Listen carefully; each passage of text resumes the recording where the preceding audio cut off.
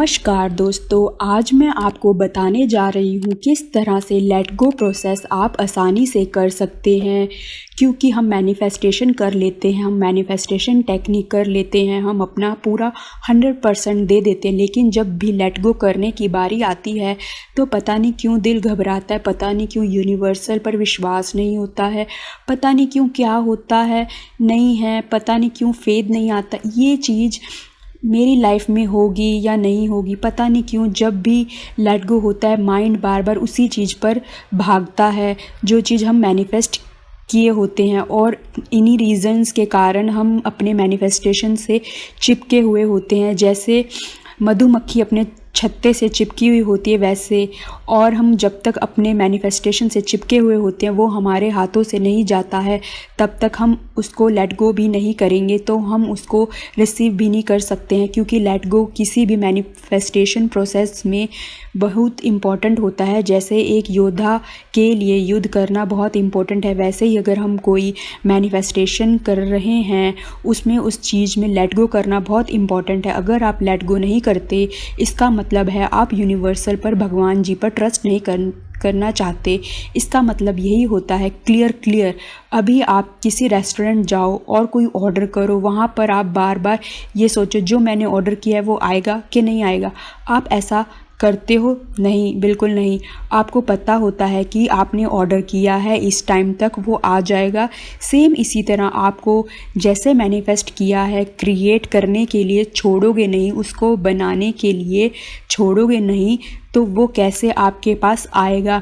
इसलिए important part होता है लेट गो। हम इसको बहुत आसानी से समझते हैं। अब आप इसको कैसे कर सकते हो? बहुत इजी तरीका है लेट गो करने का। आप क्या करो, अपने 2-3 गोल बना कर रखो। ठीक है, जैसे आप कुछ मैनिफेस्ट कर रहे हो, पूरा हो गया सब कुछ, आप अब नेगेटिव हो गए हो, डेस्परेट हो रहे हो, अब आपकी लेट गो करने की बारी आ गई है। आपको अब दूसरा गोल रेडी रखना है। अपने माइंड में आपको ये सोचना है कि अब मुझे इस पर काम करना है। जैसे ही आपने दूसरा गोल सेट कर लिया, आपका नेचुरल लेट गो हो जाएगा आपकी पहली वाली चीज़ से। अब आपकी पहली मैनिफेस्टेशन के प्रोसेस में टाइम लगेगा, क्रिएट होने में, बनने में, डिवाइन टाइम पर वो आपको मिल जाएगा। ऐसे काम करता है लेट गो।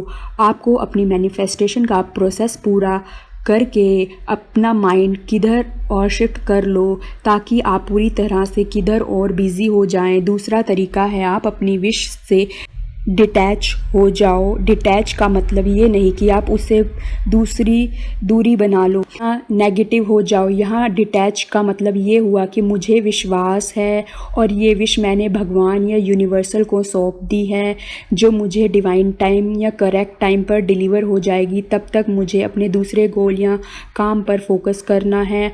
आपको बस ये सोचना है लेट गो करने के बाद जो भी हो रहा है अच्छा हो रहा है, यूनिवर्सल की मर्ज़ी या भगवान जी की मर्ज़ी से हो रहा है। आपको उसे चिपके नहीं रहना है या ये नहीं सोचना ये होगा या नहीं होगा। बस आपको 100% ट्रस्ट करके यूनिवर्सल पर छोड़ देना है और यूनिवर्सल आपको डिवाइन टाइम पर, यानी कि सही टाइम आने पर आपको अपने आप ला कर दे देंगे। ऐसा विश्वास रखिए, क्योंकि हमें विश्वास है यूनिवर्सल पर, वो हमारी चीज़ उनके हाथ में, वो सही टाइम आने पर हमें दे देंगे और वो भी खूबसूरती तरीके से। आपको बस ये वाला ट्रस्ट बनाना होता है, विश्वास करना बहुत ज़रूरी है।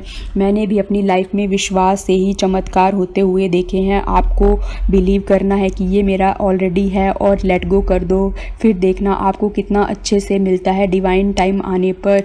तो मिलते हैं नेक्स्ट वीडियो में, तब तक के लिए बाय बाय।